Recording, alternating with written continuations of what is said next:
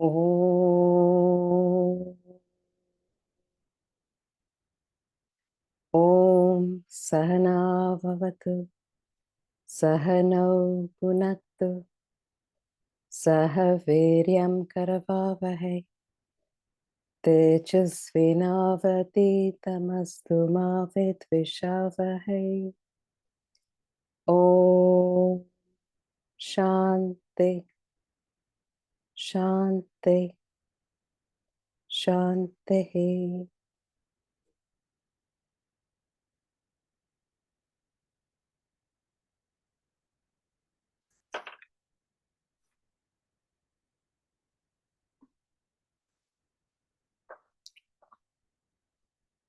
Om, Om.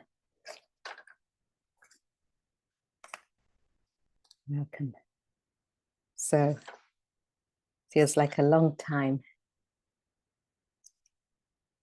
and we're looking at a chapter which is subtle in its knowledge and tricky to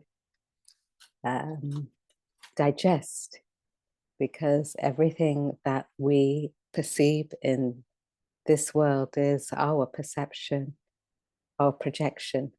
So it's difficult for us to perceive anything other out of this world. We constantly have a fixation of our own perceptions, our own identification with our own body, our own emotions in relation to the world, our own thinking. So unless one trains one's thinking on something other, it's difficult to get out of that quagmire.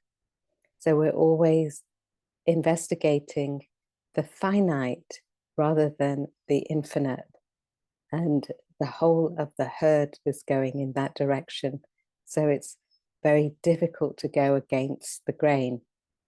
Unless some suspicion in you is conjured up.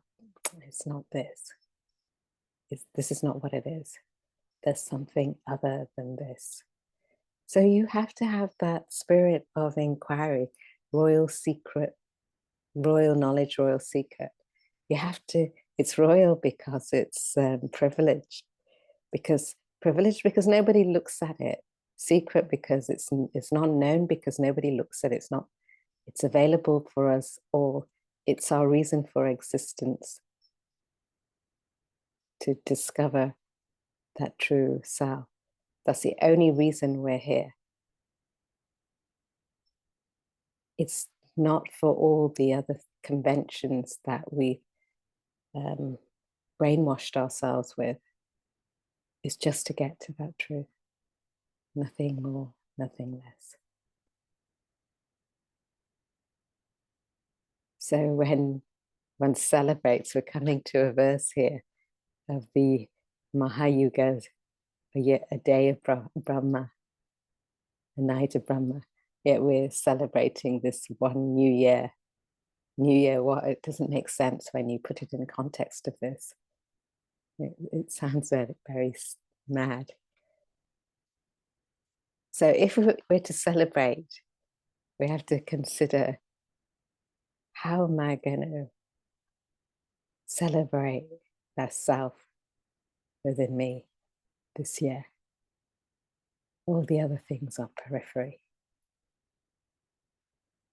How am I going to master that? What are the disciplines that I've got to put in place? See, a discipline is very tricky in its sounding, but when you get into the taste of that, it becomes a pleasure. Any of the subtler, higher values are poison in the beginning, but they become nectarine in the end. So it's like tricky. So the topic, the self pervades the world, verses 1 to 10 is what we began with. And in the beginning, he says that it's a secret just because it's not known. Royal secret. It's the best of the best knowledge that you're to embark on. It's liberal education. It's not servile, it's what you draw in truth out of yourself. And when you gain that knowledge, it's to be observant. You must ask questions. We in this class, we encourage you to ask questions. Then go away, think on it, reflect. If you have a question coming up, reflect on it. See if you get your own answer. If not, then ask the questions.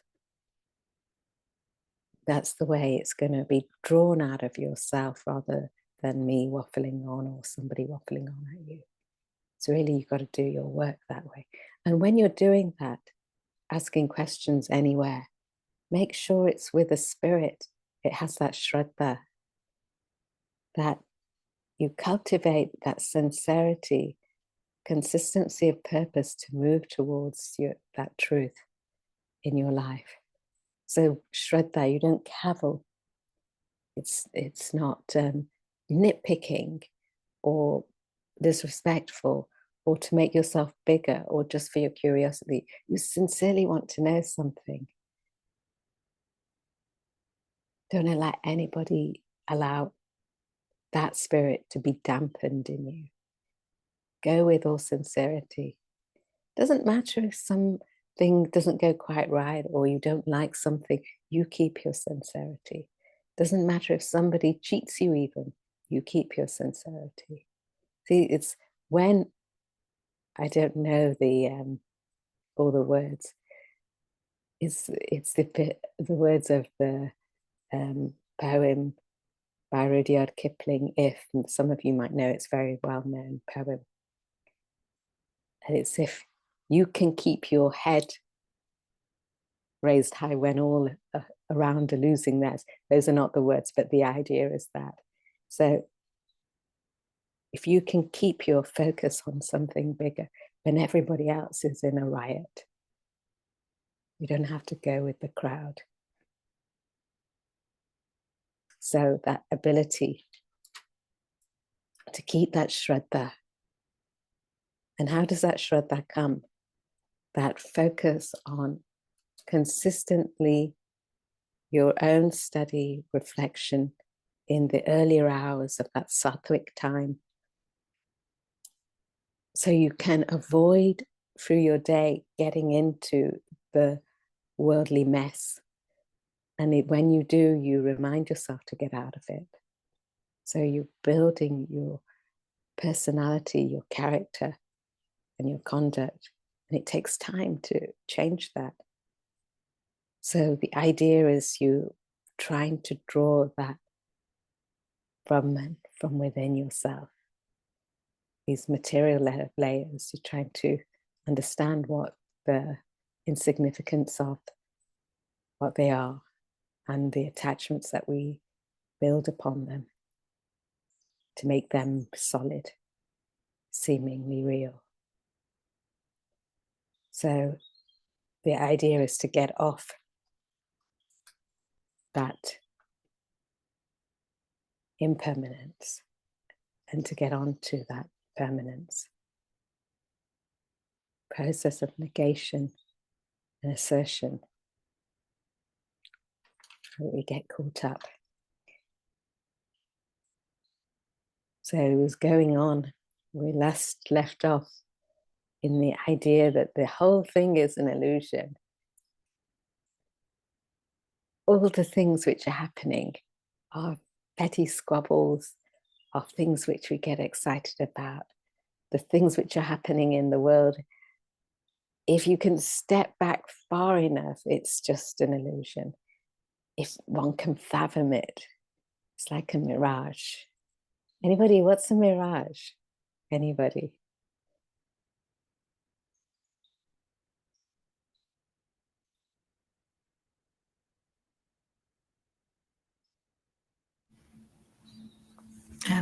Something that it's not really there, but your mind, it's in your mind, but it's not. I'm not really saying that right. Actually, it's not there. It's just your mind playing games based on your thoughts, your conditioning, emotions. Mm-hmm. So a little bit more. So it's not really there. Your mind's playing a trick. So What does it feel like then? What's a mirage feel like? It's an illusion. It's an illusion. So what does that illusion feel like?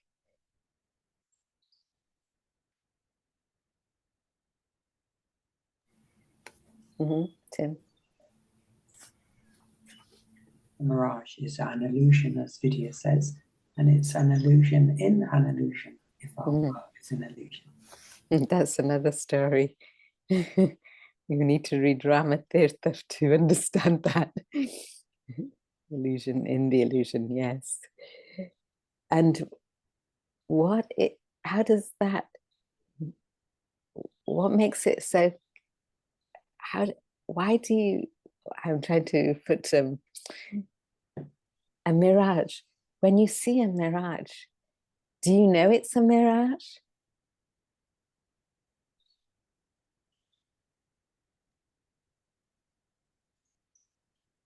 Does it? It's not real. You don't feel, you don't know it is mirage, I think. When you experience it, it's almost real. It's almost real. It's real. Actually, it's real to the moment that you get to it and realize it's not that. So if you ever seen, when you do see a mirage, it looks like water, but it's when you get to it, you understand, how could I have mistaken that as water? It's just the ground. In the case of mirage, it's sand. Traditionally, we say that. But when you've seen that, sometimes you see on a hot day on the road, far ahead, if you see it, that steam, that dust, you feel it's real. But when you get there, you think, how did I imagine that? Actually, it's saying we're imagining this all just like a mirage. Right now, we believe it's real. It's very difficult. So you have to give the Atma Bodha, as I was mentioning last time, is full of metaphors and similes to explain this idea of mirage or illusion. He gives one very nice one, which I always remember, is that the silver, you're walking on a beach and there's a silver glistening. And it's actually the silver of a shell. But when you're walking, you think it's silver. But when you get close, you see that oyster shell is just a shell. That silver is gone. That glistening is gone. So it's a reflection of the light. So it's a reflection of your thoughts, your world, projection. You have to see it. In all sorts of things, it gives us little telltale signs. Remember, I showed you the bowl of fruit from the window. It's a reflection, but it looks real. There are so many things you have to start observing in your life every day. It looks real, but it's not quite there. So the more you begin to suspect, the more you perceive that transient nature of the world.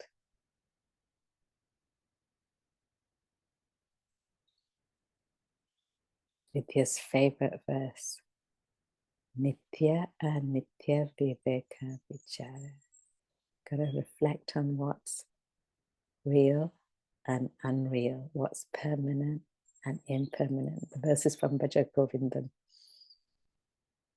We'll be doing Bhagavad Govindam next in the other class.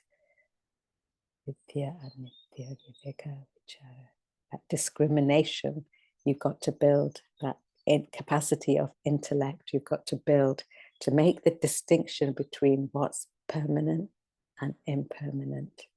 So it's a constant practice in your sadhana, in your study, reflection, real, unreal, transient, permanent. So don't get stuck onto the transient. We get involved in some petty squabble or something. Don't get stuck. Move off it. Make yourself space. Move off. Remember in chapter 2, those of you with here, use that formula for self-control. Move away from the supply, where the demand is, you move away from it, the supply, the demand will drop. Physically, it drops. Mentally, you might be thinking, so you've got to pitch up something higher so you don't have that attachment. It displaces itself. The higher is service. If you're not doing service, no hope. You've got that self-interest. I've got to do this before I do anything other. There's no hope. You've got to serve. It's the starting point. Never mind if you want to study, reflect with any credibility, to digest, to grow, you've got to serve. It's your start point. No way around it. Karma Bhakti Jnana Yoga. Yeah, Tim. Just coming back to a mirage. A mirage is always interesting. We often give the example, you're in a desert, you're thirsty, and in the distance, the light gives the illusion of water. So what reinforces the illusion is you want it urgently. And so in what you're saying is what you want, that immediate desire hides what is true. It reinforces the illusion. That's You that. move away. It's a good observation. So it's what you want. If you don't want it, you pay less interest to it. So you make it, you reinforce that idea that it's there. So if you want the Brahman, that self, that truth, you've got to reinforce that in your perception, your emotion, your thoughts. Let it percolate through life. That's a good observation. You want it. So there's an intelligent mode of living where you understand you have certain desires, or you understand there are certain things that your path has to play out. So you make sure you do that. You don't neglect it. Say, I'm a sadhaka, I don't want anything, I don't need anything. But then you land yourself into suppression or depression, or you land yourself not fulfilling what you're supposed to do, or displacing that vasana. But it's an intelligent use of, whilst you're in it, a renunciation in action, not of action. So Khan will run away and become sadhaks in the mountain top, because your mind will be running back into the world. So it's an intelligent process of abstinence, taking knowledge, relating to your world, but not having the want. So it's not in what you do, it's where your mental state is. Really nice observation. So let's go verse 6. Any questions before we move? Does anybody have anything you've read through so far? It's subtle what we're reading at the moment.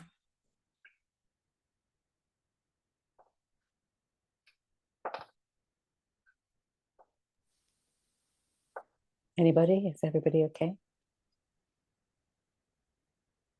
Okay.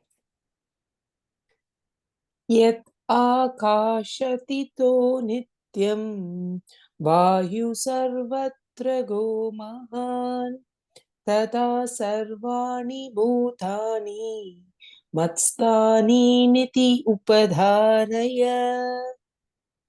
Okay. So Nishi, if you could read the rest. Thank you. As the mighty wind moving everywhere rests ever in space, even so, know that all beings rest in me. So the almighty wind moving everywhere rests in space. So it's talking about the Pancha Bhutas here, the 5 elements So everything essentially rests in me, the self, but he's bringing it down so we understand it. So the Panchabhutas are space, air, fire, water, earth. That's what constitutes our world. And so from one's own experience is trying to tell us all the relationship between oneself and God and the world. This is the sort of thing it's trying to get across.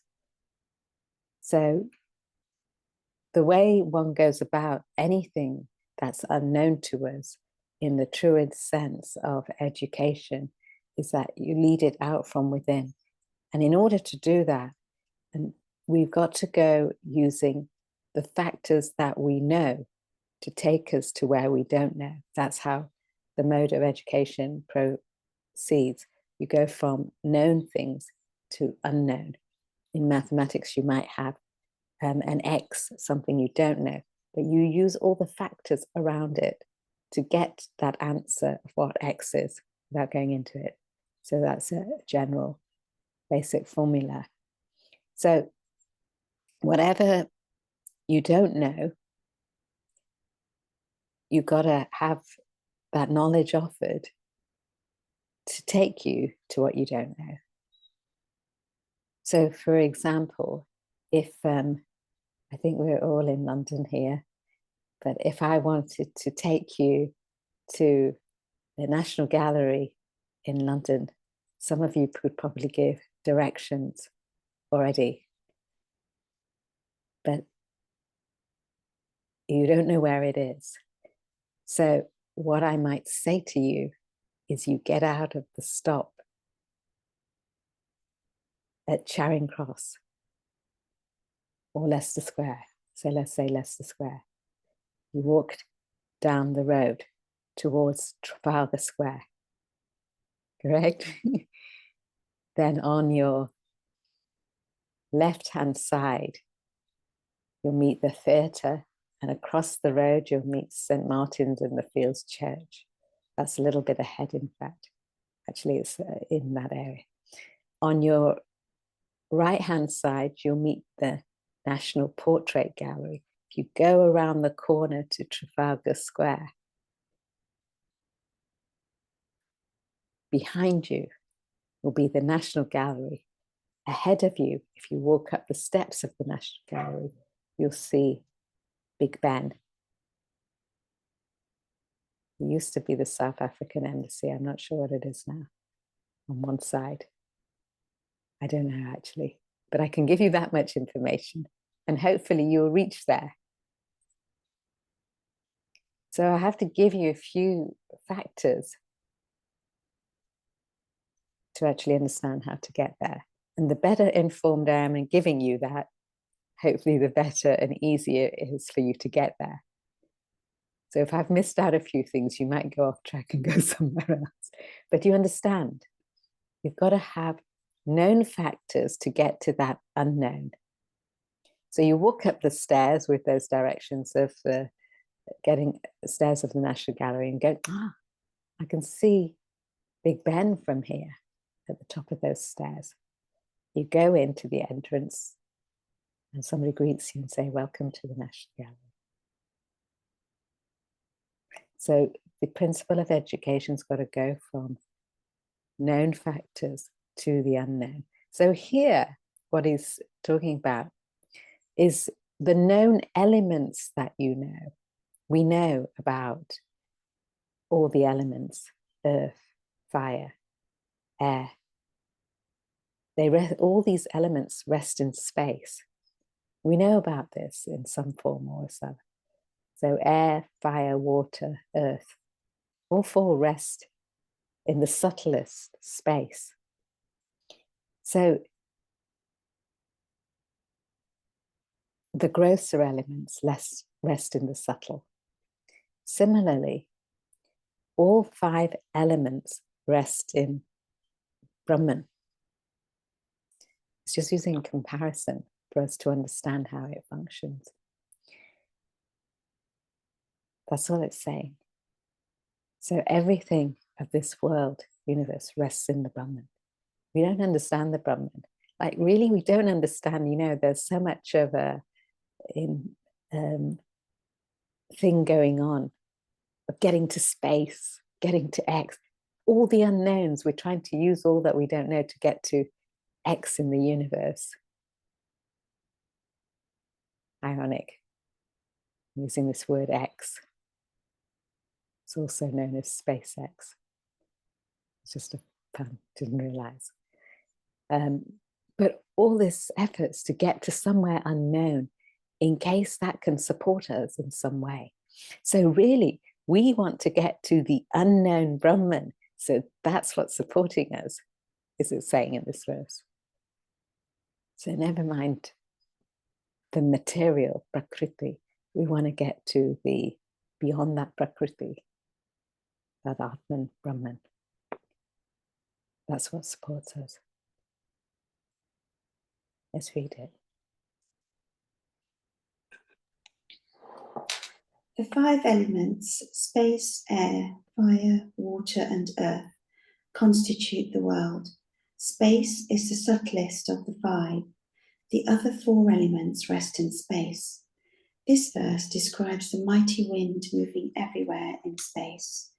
In the medium of space, the winds move. Even as it accommodates the winds, space remains uncontaminated by their presence.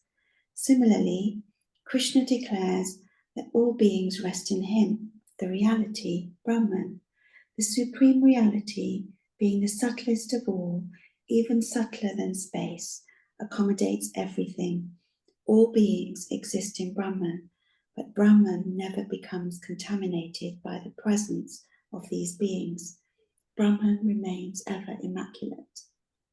Mm-hmm.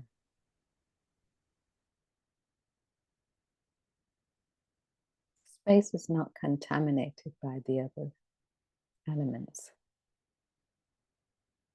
relatively speaking. So Brahman is not contaminated by anything. But we see the world. So it's difficult for us to comprehend that. Let's go 7. सर्वभूतानि कौन्तेय प्रकृतिं यान्ति मामिकां कल्पक्षये पुनस्तानि कल्पादौ विसृजाम्यहम्. Guru, if you could read the verse. Yeah. Verse 7. O Kaunteya, at the end of a kalpa, time cycle, all beings enter my Prakriti, nature. At the beginning of a kalpa, I bring them forth again. Mm-hmm. So this kalpa, an era, it's giving supposedly a time in our terrestrial time. So one day of Lord Brahma is equivalent, it's got it here, equivalent to 1,000 Mahayugas. One day of Lord Brahma, which is equivalent to, these are just numbers, it's kind of trying to get across the magnitude to us that we don't comprehend. And actually our focus is very much within our each day, year, whatever. It's very microscopic compared to what's being talked about here. And we get attached to that. So it's like broadening our horizons out a little bit more to understand the universe of things going on, of creation and dissolution. So one day of Lord Brahma is 1,000 Mahayugas, which is equivalent to 4.32 billion years. So a Mahayuga, as we remember it, I think it was in chapter 8, we were looking at this, yeah. You can look back at, it gives all the amounts. So a Mahayuga consists of 4 yugas, which is Satya Yuga, Treta Yuga, Dwapara Yuga, and Kali Yuga. And it's said that presently, the last yuga, Kali Yuga, is the one which we are in at the moment. So all of them added up make one Mahayuga, 1 day of Lord Brahma, which is 4.32 billion years. I don't know if you're getting the gist of this. So 1,000 such Mahayugas makes 1 day of Brahma. So all you got to understand, it's a lot of time in our idea. But that is, we're in Kali Yuga, and it's like creation and dissolution, a day and a night of Brahman, which we can't comprehend, because we can't even comprehend our own lifespan of when we did X, when we were little, to when we will die. We don't know what went even 100 years back or 200 years back into what's coming. But here it's saying after that time, there's a dissolution, and then there'll be a creation. So trying to communicate when in your life, from whatever time you wake to the time your day ends, if it's working well, time flies. When it's not working so well, it drags. It's trying to communicate. So this Mahayuga seems very long. It's very short if it's enjoyed. It drags when it's not. So the quality of our enjoyment currently is finite. So he's trying to get you to think, don't seek the finite, but seek the infinite. That makes sense. So here in this verse, he's talking about the macrocosmic level. Next verse, he'll be talking about microcosmic level. So at the macrocosmic level, the day starts when all of our vasanas, everybody's vasanas spring forth.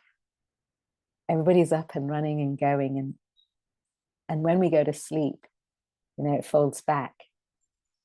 I don't know if when you've been in a plane and you see at night outside the window, and you can see as you're coming into the country, all the lights are on. And then as the plane moves, then suddenly you pass that part of the, whatever the land is, and then there's no light. You can sometimes see that when you pass over the desert.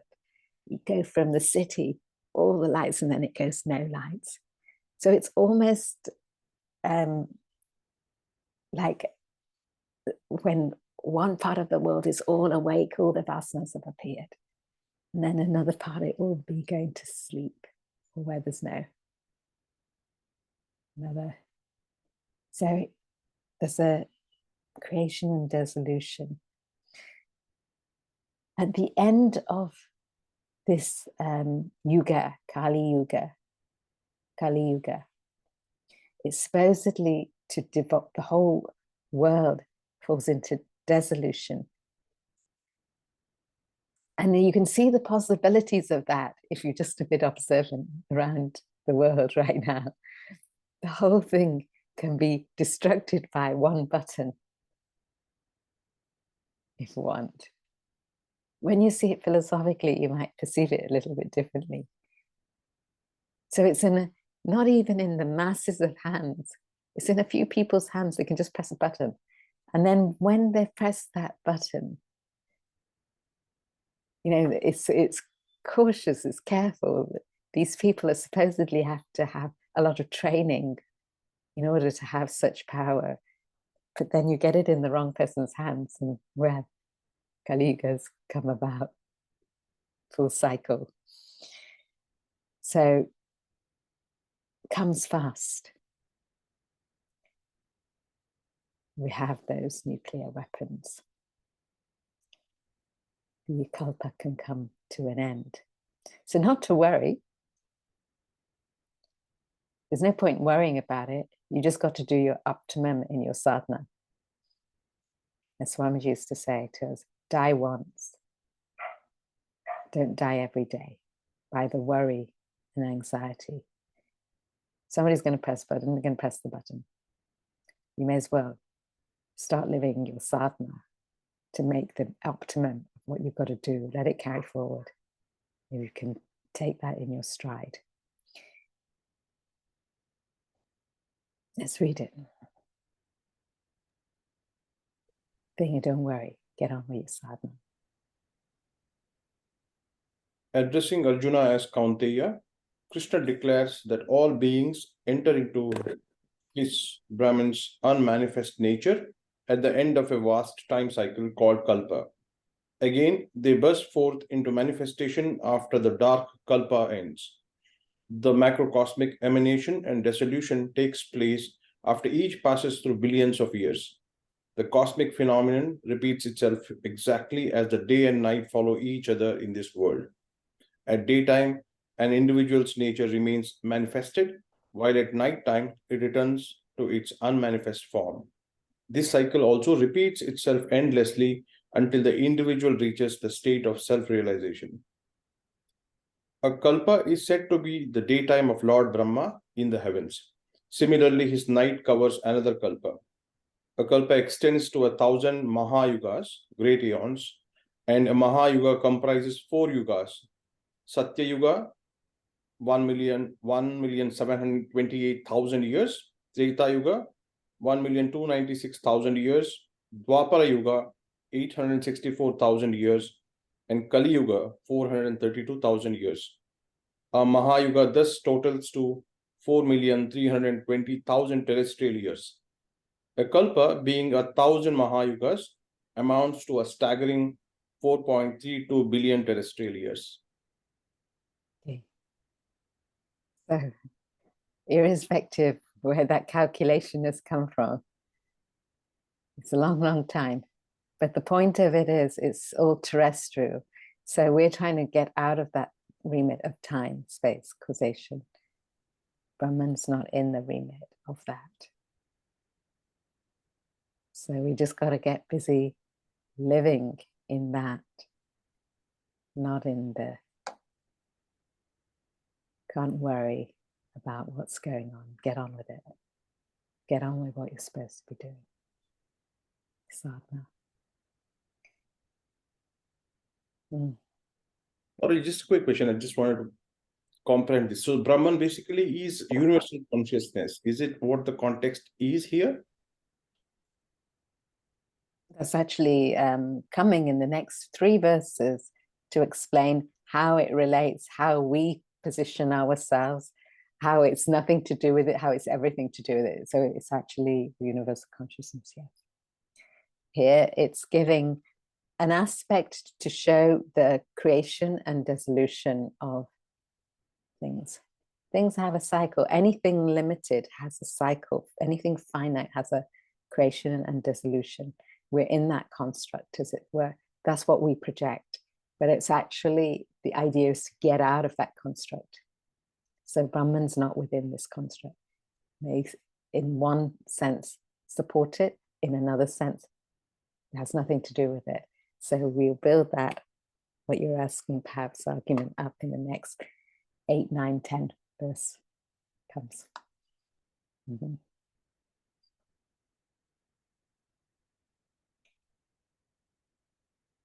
8.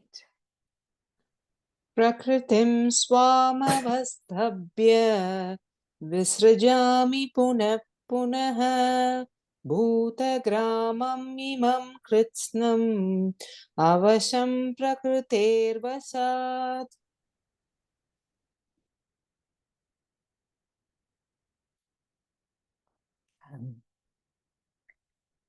So, Ash, if you could read the verse.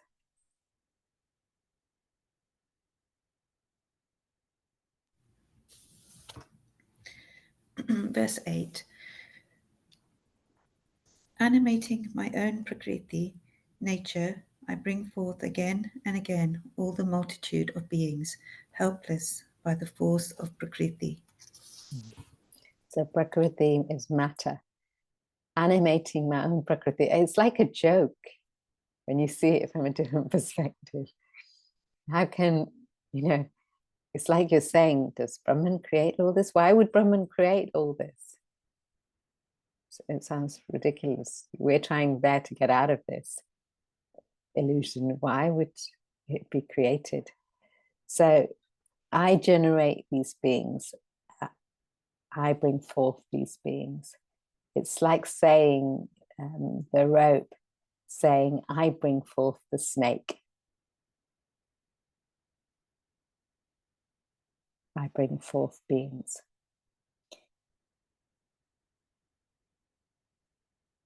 The rope saying, I bring forth the snake. So is it true?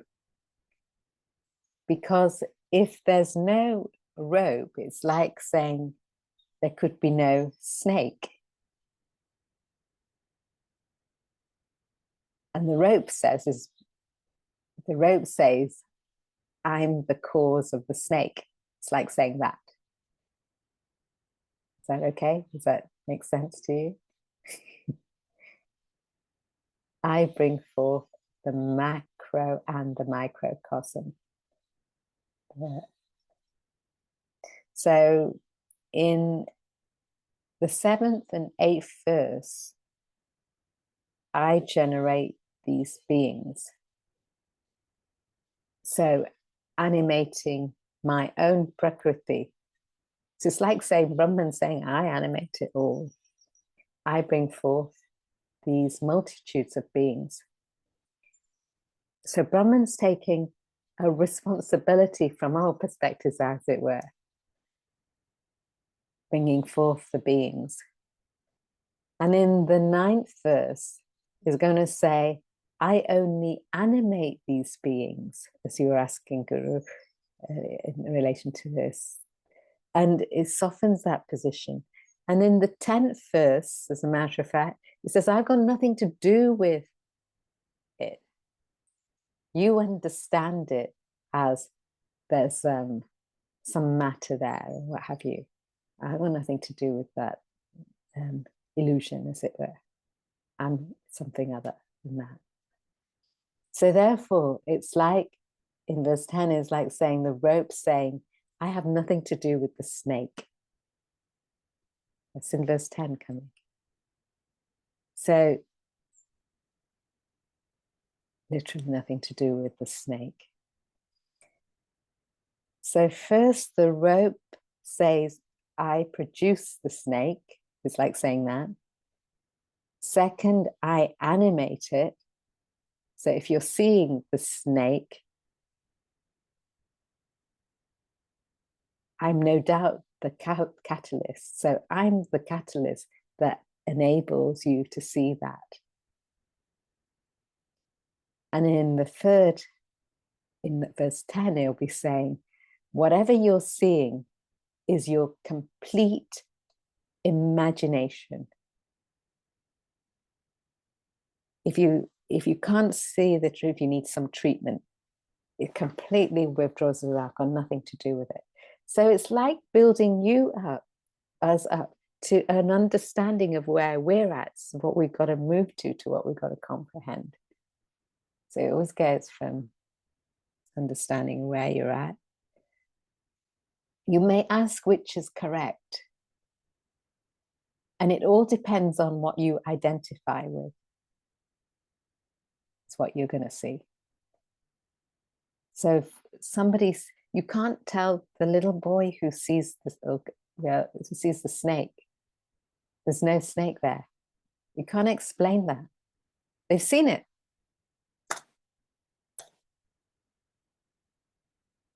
So when each one of us identifies with one aspect, that's what it is for us. So it's trying to rattle our cage to get a a different perception, comprehension to get us out of it. That's all they can do. So it gives you that story. I bring forth, animating again and again helplessly by the force of Prakriti. I'm that force that manifests nature.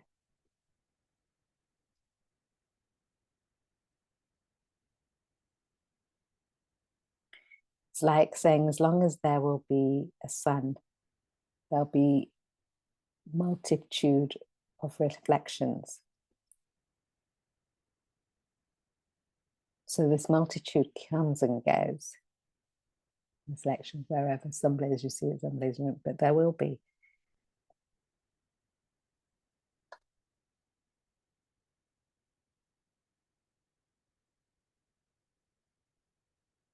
Let's read it and we can continue next. Can I just ask him, the rope and snake, it really baffles me when we talk about that constantly, the analogy. I guess it's what you said earlier about the mirage. It's a bit like that. If you don't know, if a child doesn't know of a snake, then what would the child see? So is it the fact that it's what you know, what you want, Yes, is what you will see? okay, so let's look at it this way. It's obvious, there's a probability in the rope that you could see a snake, yes, but you're not going to see a boulder, yes, in the snake, in the rope, yeah, you understand that. So that person can project that in accordance because there's similar properties, yes. Now if you have a boulder, yeah, a person may see that boulder as it could be depicted as an elephant from far or something else, yes, but whatever it's seen as has to have similar properties to what they imagine, yeah. So you can't make the boulder a snake. Do you go? It doesn't have, you know, it's not long, and unless you imagine something curled up in that way. So this has similar properties. So what it's saying is there are similar properties projected in the world as the Brahman. That it looks endless, it looks eternal, time, space, causation. They have that endless, seemingly endless projection. So you get involved in that thinking is something there, but it's actually saying, no, those are not. They're just reflections. But they have similar properties. So you mistake it for something else. That makes sense. You may mistake the properties of the world are similar to that of Brahman. So you may mistake the world as being like Brahman, but it's not. It's transient. When you start delving into it deeper, you realize the transient nature doesn't give you the fix all the time, what you're after. So the snake, the boy sees the snake because it's in his own mind. He may have known a snake, so he can project a snake on that rope. What else could you project on a rope which is similar? You might project, I remember actually when I was in the academy last year, and I woke to come out for morning prayer, and I just laughed because on the lawn was a hose pipe, and we were just about to say Prata Smarami, the prayer in the morning, and I thought, the hose pipe is the snake. So you can project on a hose pipe, it could look like a snake, and in those parts you might see snake in actual fact. So my thought of knowing there's snakes there. In fact, one of the morning walks, I was walking by the river and I was just taking photographs of it's very picturesque. And at the side of the wall, I looked down and whoa, I saw a snake 6 feet long. It wasn't the hose pipe. So we project things. That was, but I'd be, you know, so from our own, whatever our construct of knowledge is, we project onto things. Gladly, I didn't project a hose pipe on that snake. I thought, take the photo quickly and run. And don't wait for its head to rear. So, do you understand how it could be? You might not project a snake on the rope, but the boy in his own fear or conditioning may project that and become all the adrenaline running and fearful. It's projection from that person's side. But you may not have that at all. You may have the clarity, it's just a rope. So he's saying here, we've got to have the clarity to see the Brahman, not the projected world. Let's stop here and we'll continue. Hope that makes sense. It does. Thank you. Yeah. Okay. Anyway. Thank you. Thank you.